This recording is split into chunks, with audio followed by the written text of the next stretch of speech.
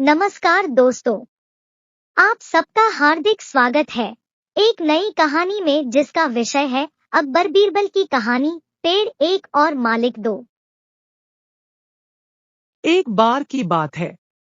रोज की ही तरह बादशाह अकबर दरबार में बैठकर अपनी प्रजा की समस्याएं सुन रहे थे।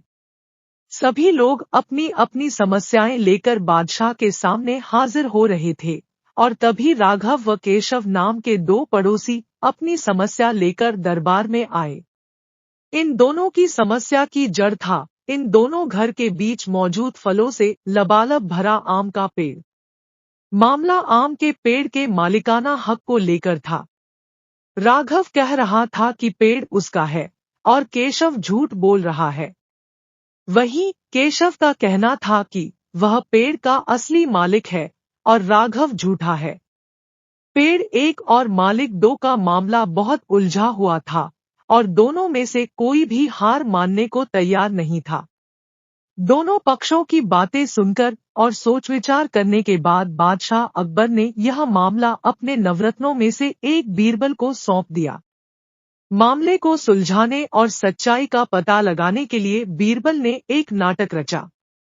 उस शाम बीरबल ने दो सिपाहियों से कहा कि वे राघव के घर जाएं और कहें कि उसके आम के पेड़ से आम चोरी हो रहे हैं। उन्होंने दो सिपाहियों को केशव के घर जाकर भी यही संदेश देने को कहा। साथ ही बीरबल ने कहा कि यह संदेश देने के बाद वो उनके घर के पीछे छिपकर देखे कि राघव और केशव क्या करते हैं। बीरबल ने यह भी कहा कि राघव और केशव को पता नहीं लगना चाहिए कि तुम उनके घर आम की चोरी की सूचना लेकर जा रहे हो। सिपाहियों ने बिल्कुल वैसा ही किया जैसा बीरबल ने कहा। दो सिपाही केशव के घर गए और दो राघव के घर। जब वो वहां पहुंचे तो उन्हें पता चला कि राघव और केशव दोनों ही घर में नहीं थे, तो सिपाहियों ने उनकी पत्नियों को यह संदेश दे दिया। जब केशव घर पहुंचा तो उसकी पत्नी ने उसे आम की चोरी की सूचना दी।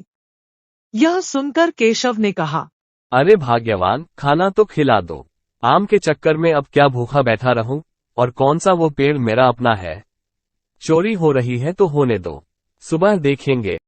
यह कहकर वह आराम से बैठकर खाना खाने लगा।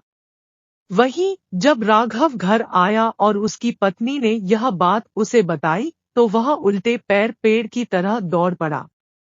उसकी पत्नी ने पीछे से आवाज लगाई, अरे खाना तो खा लीजिए। जिस पर राघव ने कहा, खाना तो सुबह भी खा सकता हूँ, लेकिन अगर आज आम चोरी हो गए तो मेरे पूरे साल की मेहनत पर पानी फिर जाएगा। सिपाहियों ने दोनों के घर के बाहर छिपकर यह सारा नजारा देखा और वापस दरबार जाकर बीरबल को बताया। अगले दिन दोनों फिर से दरबार में हाजिर हुए।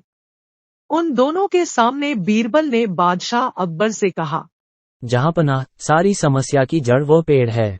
क्यों न हम वो पेड़ ही कटवा दें। न रहेगा बांस, न बजेगी बांसुरी।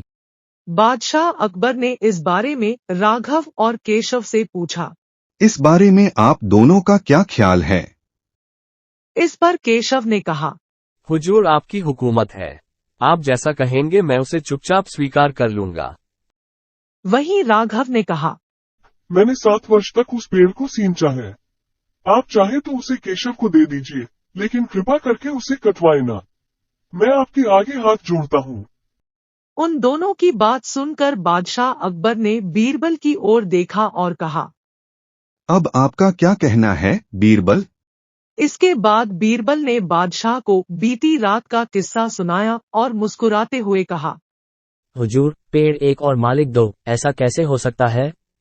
कल रात हुई घटना और आज हुई इस बात के बाद ये साबित हो चुका है कि राघव ही पेड़ का असली मालिक है और केशव झूठ बोल रहा है। यह सुनकर बादशाह ने बीरबल को शाबाशी दी। उन्होंने अपने हक के खातिर लड़ने के लिए राघव को बधाई दी और चोरी करने व झूठ बोलने के लिए केशव को जेल में बंद करने का आदेश दिया।